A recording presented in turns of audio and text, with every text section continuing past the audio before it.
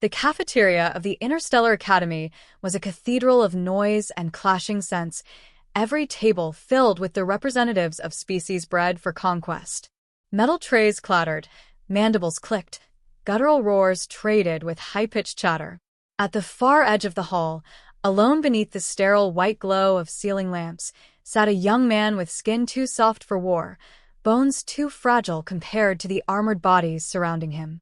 Elias Ward, the only human cadet admitted this cycle, stirred his coffee with unhurried care and lifted the cup to his lips as if the room were empty.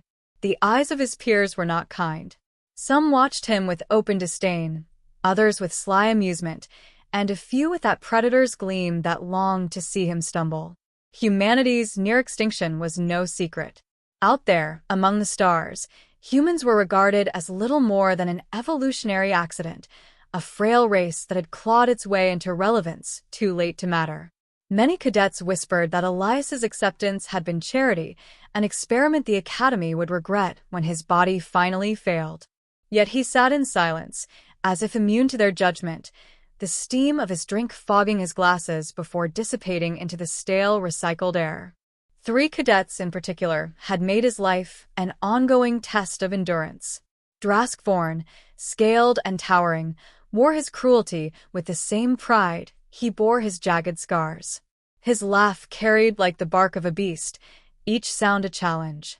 Kelther, all sharp lines and insectal grace, spoke seldom but observed constantly, his compound eyes clicking and narrowing in measured disdain. And Ulrich, brutish and loud, thrived on the approval of the others, breaking chairs or bones with equal enthusiasm if it made the room roar. The 3 had formed a natural orbit around one another, a triumvirate of hostility, and their target was always the quiet human with the coffee cup. Elias endured their barbs with unnerving calm. He had no retorts, no fiery speeches of defiance. When Drask sneered about his brittle frame, Elias only adjusted a sleeve. When Ulrich slammed his fist against the table hard enough to rattle the trays, Elias took another sip. When Kelther leaned close during drills and hissed about human extinction, Elias's gaze remained steady, as if the words were faint static unworthy of attention. His restraint unsettled them more than fear would have, though none admitted it aloud. The Academy itself was designed to test the limits of endurance. Its endless corridors of steel and glass connected training arenas that shifted environments on command, deserts at dawn, frozen wastelands by midday, volcanic terrain by nightfall. Every cadet trained not only to fight, but to survive the deadliest conditions the galaxy offered. For species bred to violence, the challenge was exhilarating. For Elias, it should have been impossible. Yet time and again, his reports came back intact, his pulse steady, his gaze unchanged. He did not excel, nor did he fail. He persisted, and that persistence unsettled those who thrived on dominance. Still, whispers swirled around him, dark threads weaving into rumor. He was never without the compact, blackened case that hung from his side, strapped as securely as a limb. It was smooth, featureless, save for a faint shimmer of etched lines like veins in obsidian. Cadets speculated endlessly. Some claimed it contained a concealed weapon, illegal but useful for survival. Others insisted it was a human life support device, proof that he could not even breathe without aid. A few suggested something alive lurked within, something dangerous that explained his unnatural calm. Elias never offered answers. When asked, he only allowed the faintest of smirks and the same quiet reply, "It's my companion." That mystery was enough to keep most from pressing further, but not Drask and his cohorts. They prowled around him, circling like predators around prey too foolish to run. Ulrich once reached for the case during a sparring match, only to find his wrist seized in a grip far stronger than he expected. Elias had held it only a heartbeat, long enough to prove he could, long enough to remind them that restraint was not weakness. The incident had silenced the training room for a full minute, and when Elias released him without a word, the silence deepened into unease. Yet conflict was inevitable. The Academy thrived on challenge, on testing boundaries, on forcing cadets to break or rise. Every day drew them closer to the survival trials, the proving ground where cadets were cast onto hostile moons and left to endure or die. Success meant advancement. Failure meant dismissal. Or worse. For Elias, the survival trial would not simply be a test of skill. It would be the moment his rivals had awaited since his arrival, the sanctioned opportunity to remove the anomaly from their ranks. Drask had already begun to boast of it in hushed corners, speaking of accidents that befell the unfit. Kelther spoke less, but his gaze lingered on Elias longer each day, measuring, plotting. Ulrich grew more restless, pounding his fists against walls in anticipation of the sanctioned violence to come. The tension in the halls thickened, the air itself charged with the inevitability of a storm. Elias felt it too. He saw their eyes, read their intentions, sensed the hunger in their movements. Yet when the whispers grew sharpest, when the stares turned most venomous, he only poured another measure of bitter coffee into his cup and sat in silence. To the others, it was baffling. To him, it was preparation. The day would come soon, and when it did, he would not need to raise his voice. He would not need to plead or posture. He would simply open the case. And the Academy would learn why humanity, though thought extinct, still endured. The announcement of the survival trial spread through the Academy like a spark through dry tinder.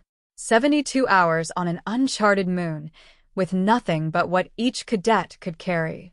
No rescue, no second chances. Those who returned would advance. Those who did not would be forgotten.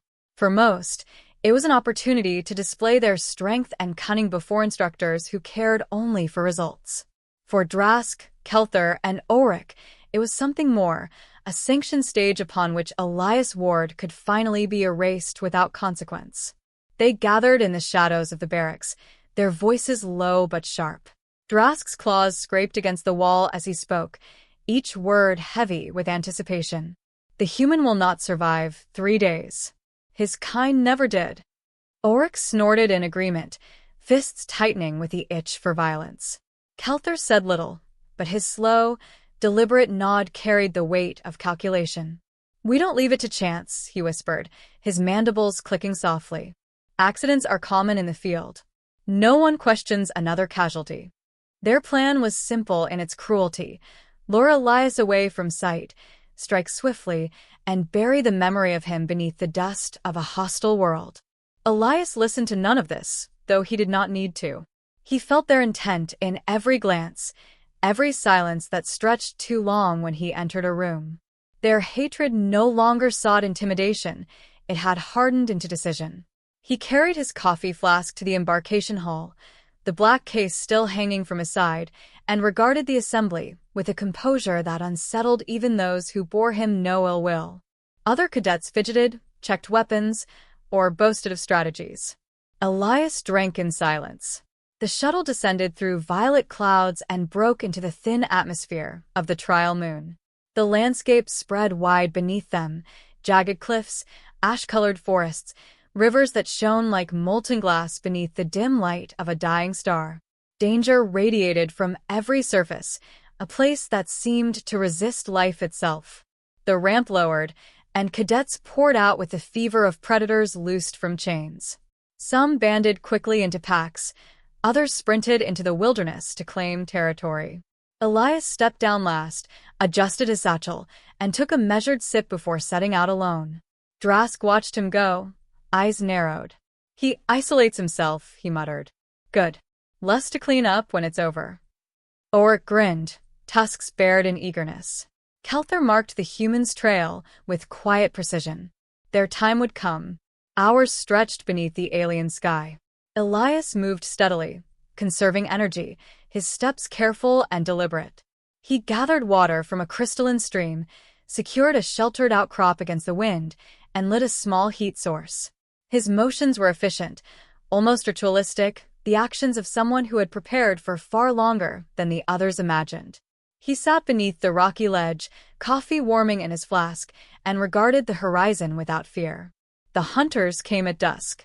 Shadows lengthened across the forest, and alien cries echoed between the twisted trunks. Elias had known they would arrive, The silence before the attack carried a tension he had grown familiar with during his time at the academy.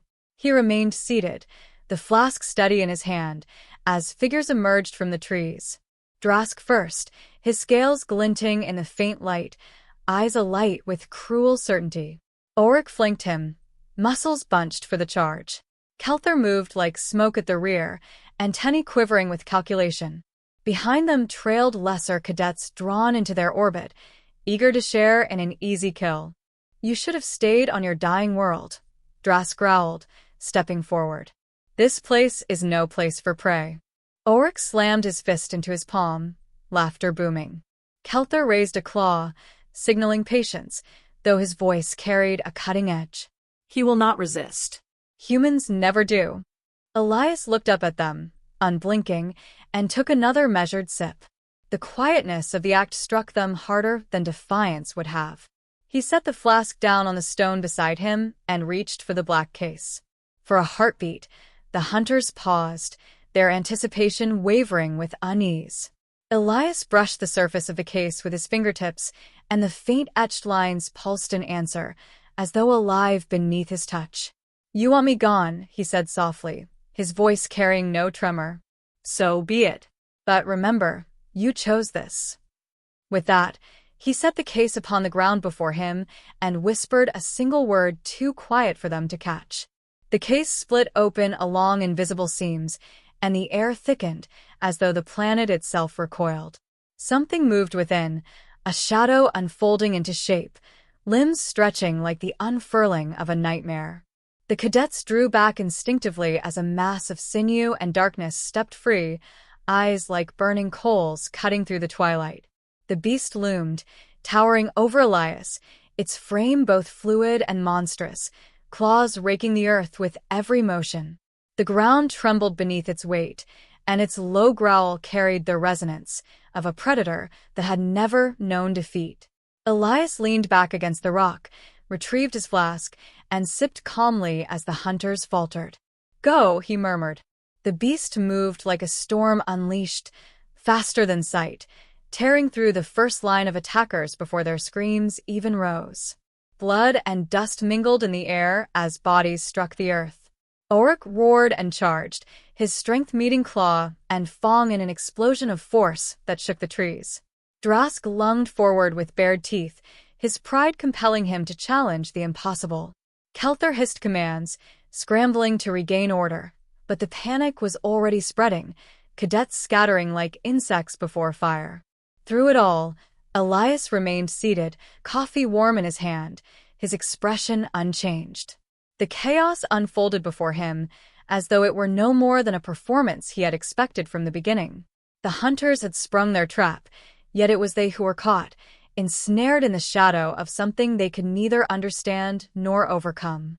The sun dipped below the horizon, and the trial moon descended into darkness, lit only by the glow of burning eyes and the gleam of spilled blood. The hunt had begun, but it was no longer Elias who was prey. The beast struck with the inevitability of a falling star. Its claws sheared through armor as though it were parchment, scattering fragments of chitin and scale into the air. Ulrich, wild with the fury of his kind, met the charge head-on, his fists like hammers pounding against its hide. For a moment, the clash seemed almost equal. Brute strength against ancient monstrosity, but the illusion dissolved in seconds. The beast's maw snapped shut around a shoulder, tearing through flesh with a sound that silenced even his roar. He fell, crippled and bleeding, dragging himself through the dirt while his eyes, wide with disbelief, fixed on the human sitting only yards away. Elias sipped his coffee, his expression as tranquil as if he were watching the flicker of a campfire. Drask, unwilling to retreat, hurled himself at the creature with a fury born of pride. His scaled body coiled with power as he struck, claws raking against its darkened hide. Sparks flew, the air crackling with the violence of his blows. Yet the beast did not yield. It absorbed the strikes with a growl that rattled the marrow of every cadet present, then seized him by the throat, lifting him high. Drask's tail lashed, muscles straining against the inevitability of defeat, until the beast slammed him into the earth with a force that sent cracks spidering across the ground. The reptilian warrior, whose arrogance had always filled every hall of the academy, lay gasping in the dust, his scales split, his dominance broken. Kelther, always the mind behind their cruelty, tried to adapt. His antennae twitched furiously as he barked orders, directing the scattered cadets to form ranks, to set snares, to drive the beast toward a narrowing circle of blades and spears. For a heartbeat, their coordination seemed promising. Nets launched, energy bolts flared, sharpened edges caught the twilight. But the beast was no mindless predator. It moved with a cunning that eclipsed their strategies, slipping through traps before they closed, tearing nets before they tightened, turning their own formations into chaos. When one cadet cried out in fear, the line collapsed entirely, and panic rippled outward like wildfire. Elias watched the unraveling with a detachment that unsettled even the survivors who fled. His gaze was not cold, nor cruel, but simply unshaken, as though he had long ago accepted that this was the only outcome. The flask warmed his hand, grounding him amid the storm, while the screams around him rose and fell like waves against an unmovable shore.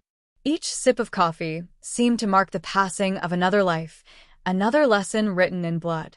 Kelther, refusing to surrender, attempted one final gambit. He darted through the trees, antennae quivering, setting concealed charges along the path, hoping to funnel the beast into an orchestrated kill zone. His intellect had carried him through countless drills, countless victories over lesser foes, and he clung to it now like a drowning man to driftwood. But as he crouched in the shadows, mandibles tight with concentration, the beast turned its burning eyes directly upon him. It had not been fooled. It never had. With a hiss of desperation, Kelther detonated the charges, fire and smoke consuming the clearing in a deafening roar. Branches snapped, ash filled the air, and for a heartbeat, he allowed himself the luxury of belief that perhaps he had succeeded where strength had failed. But when the smoke parted, the beast stood unscathed, its form haloed by flame, its growl reverberating through the shattered trees. Kelther stumbled backward, his legs failing him, realization dawning with sickening clarity. He had never been the hunter here. He had always been prey. The lesser cadets, once eager for Elias's downfall, scattered into the wilderness, their ambitions reduced to terror. Some fell beneath the beast's claws as they fled, others vanished into the depths of the moon's hostile terrain, never to be seen again. The trial had become a massacre, not of Elias, but of those who had sought to erase him. Drask crawled forward, battered and broken, his voice a rasp. "What is it?" His gaze lifted from the beast to the man beside it, confusion and dread mingling in equal measure. Elias regarded him for a long moment, then let the silence stretch until the weight of it pressed against every ear. "It's my companion," he said at last, his tone quiet, almost gentle. He did not elaborate, did not boast. The words carried their own gravity, as if nothing more needed to be spoken. The beast returned to his side, claws dripping, shoulders rising and falling with each steady breath. It lowered itself, curling into the shadows like a loyal hound beside its master, though its eyes remained fixed upon the trembling survivors with unyielding hunger. Elias reached down to brush its hide with a calm familiarity, then raised the flask once more to his lips. The trial was not over. The Academy's overseers would arrive soon enough, drawn by the anomalies in their scans, the sudden spikes of violence where there should have been scattered survival tests. Questions would be asked, answers demanded. But in that moment, as dusk settled fully across the moon and silence reclaimed the forest, only one truth mattered. The cadets who had thought humanity broken had been broken themselves, their arrogance torn apart by the very thing they dismissed. Drask lay in the dirt, his pride shattered, his strength meaningless. Ulrich clutched his ruined arm, groaning through clenched teeth. Kelther crouched in the ashes of his failure, antennae trembling with the weight of dread. And Elias, the quiet human they had mocked, remained seated, his calm composure unbroken, sipping coffee as though nothing extraordinary had occurred. The night deepened, stars glinting above the canopy, and the survivors felt their certainty bleed away with the fading light. Humanity was supposed to have vanished, a fragile species outpaced by the brutal races of the galaxy. Yet here, on a forgotten trial moon, they had glimpsed a truth too terrible to dismiss. Humans endured not because they were strong, but because they carried with them companions no one else could command. When the silence became unbearable, Kelther whispered into the darkness, more to himself than to anyone else. "What are you?" Elias did not answer.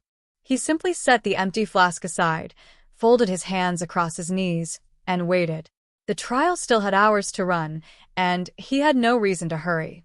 The others would either endure the night, or they would not. The beast shifted at his side, its growl low and constant, a reminder of the line that had been crossed. None dared move against him again. The hunt had ended, but the lesson had only begun. The dawn on the trial moon broke with a dull red haze, the sky bruised by the dying star that fed it. Smoke drifted between the trees where the beast had made its kills, and the silence was heavier than the screams that had filled the night.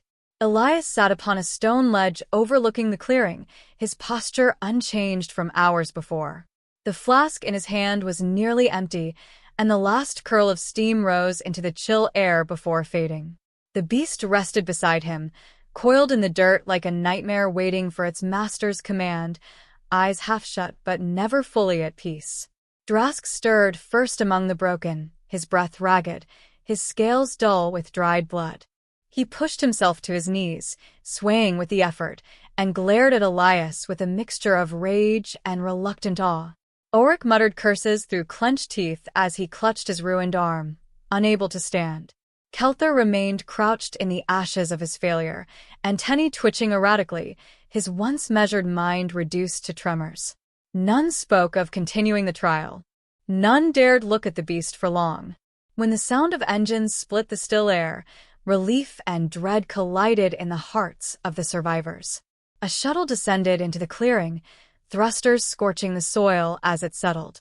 The Academy overseers emerged in gleaming armor, their visors scanning the devastation with wordless astonishment. They had expected a contest of survival. Instead, they found a battlefield littered with corpses, the ground scarred by violence beyond the scale of any cadet exercise. One of the overseers approached Elias directly, his steps cautious, his gaze fixed on the dark mass lying obediently at the human side. "Ward," he said, his voice sharp through the modulator. "Explain this." Elias rose slowly, brushing dust from his uniform with deliberate calm. He met the overseer's gaze, without flinching. "You asked me to survive," he said evenly. "I did." He gestured faintly toward the others, broken and beaten, yet alive. "So did they."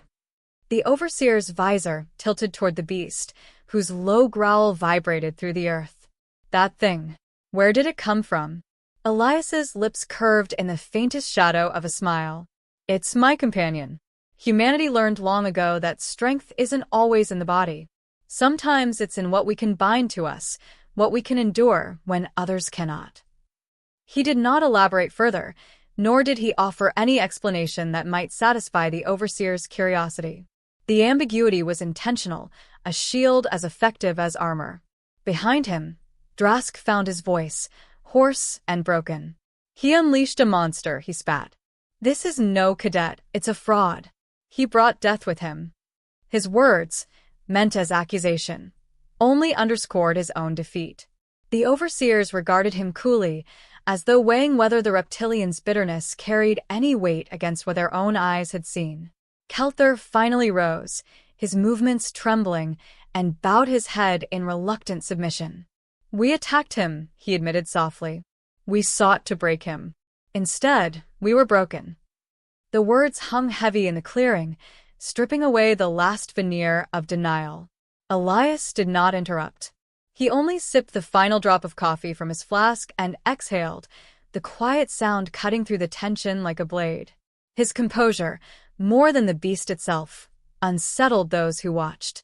He did not gloat, nor justify himself with bravado. His calm was absolute, as though violence were merely an inconvenience he had endured rather than unleashed. The overseers conferred in low tones, their discussion hidden behind polished visors. The cadets who had survived stood in silence, their pride in ruins, their hatred transmuted into something colder: fear. Whatever decision the Academy reached, they knew the truth could not be erased from memory. They had seen the fragility of human flesh conceal a power their own species could not match. At last, the lead overseer stepped forward. "The trial is concluded. Return to the shuttle." His tone left no room for argument, though his gaze lingered on Elias with a weight that promised questions would not end here. Elias secured the black case once more, the beast folding into it as though retreating into a prison of shadows. The etched lines pulsed faintly before going still, and the clearing seemed to breathe again. Slinging the case at his side, Elias walked toward the shuttle without looking back. His stride was steady, his expression unchanged, as though he carried no burden at all. The others followed in silence, their steps dragging, their bodies weakened not only by wounds but by the collapse of certainty. Drask's glare remained hot with fury, Oryx's teeth ground with impotent frustration, and Kelther's eyes lingered on Elias with a newfound caution. They did not speak. They knew words would only betray their fractured pride. As the shuttle lifted from the moon's surface, Elias looked out across the fading landscape, its cliffs and forests disappearing beneath the haze. He thought of the whispers that would spread through the Academy after this day, the tales of a human who had sat in silence while his beast tore apart the hunters. He thought, too, of the greater galaxy beyond, where humanity was still dismissed as fragile and irrelevant. Let them believe it. Let them underestimate. There was power in being overlooked, power in patience, power in enduring until the moment came to reveal the truth. He tightened his grip on the flask, now empty, and allowed himself a quiet thought that brought no smile but carried weight nonetheless. Extinction was never humanity's destiny. They had always been the species that endured, that adapted, that carried shadows at their side while others mocked their weakness. And when the time came, as it always did, they showed the galaxy why they still survived. The shuttle pierced the clouds and vanished into the black of space. Elias sat among the defeated hunters, his posture unbroken, his case secure at his side. The trial was over, but the true contest had only just begun.